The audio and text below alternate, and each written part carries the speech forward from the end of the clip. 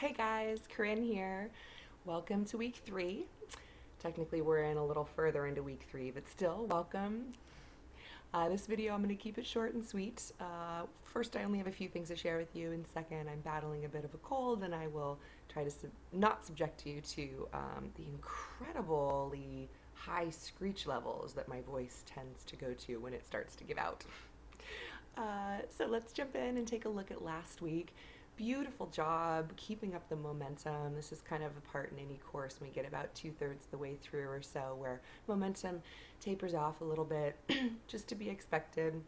You guys are doing a great job of hanging in there, staying lively in your discussions with one another, and the work you're producing is going to support you so well as you move into your own courses. So well done.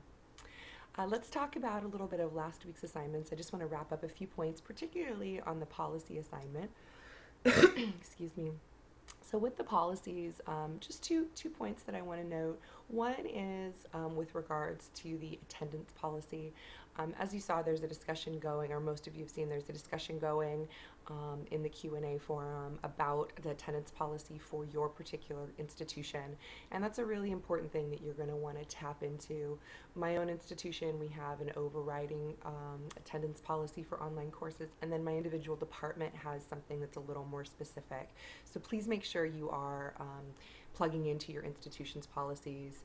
Sheila and a few other people in the course have some great information for you around that. So please ensure that you're, again, taking that into account as you're creating your own policies.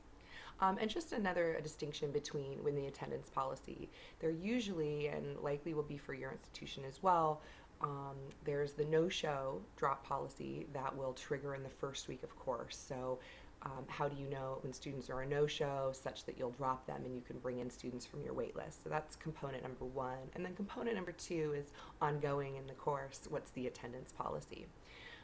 So just those two points that you'll want to make sure to include in your own policy, and again, making sure that it's fitting in with FCC's policy. The second thing I just want to bring up around the policies, something that kind of came up, reoccurred as I went through them, was with regards to the communication policy. And so one thing just to keep an eye on is to consider what your true ideal mode or method of communication is. And then as you're listing that out in your policies, list it in that order. So for example, for me personally, my first, the best point of communication is using the discussion boards in class. There's 2 reasons for that. The obvious one, students are able to benefit from each other's posts and my response, so that I only need to give it once, so it's efficient for me and for them.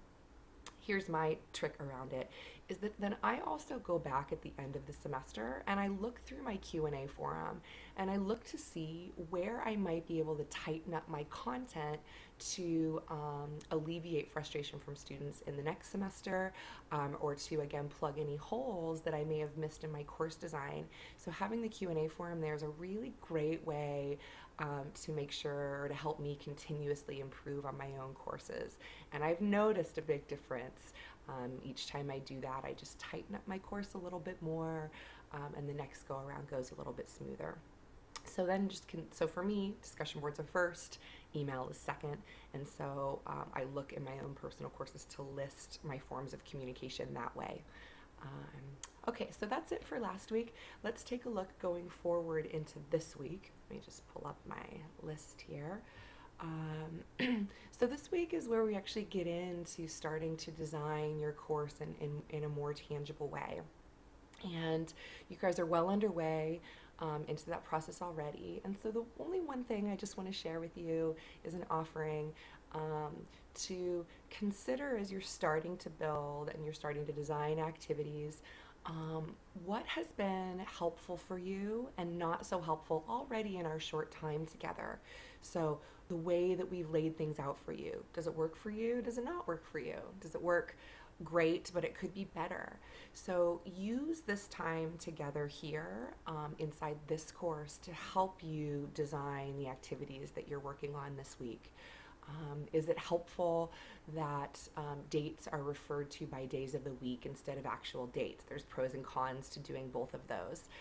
Here we've kept to just using the day of the week, like it's due on Wednesday. In my course, because I teach a few different courses. One of them is an intro course, and I have a lot of first-time online students in that course. Most of them are first-time online. I put the actual date. It means that I have to go back every time I flip my course, and I have to go redo those dates. For a 16-week course, that's a lot of dates. For me, it's worth the time and effort to do that because of what it provides for my students. So little things like that, just notice the way my rubrics and our rubrics are written. How do those feel to you? Do they feel complete? Do they feel robust enough? So just notice and bring your awareness to what your experience has been during our time together as you're designing your own activities this week. And again, let those be a source of inspiration for you. All right, guys, again, you're doing a great job. I know a few of you are out at OTC this week. Have a great time. Say hello to Pat and Anna for us all. If there's anything I can do to support you, please let me know. And I'll see you in Blackboard. Take care. Bye-bye.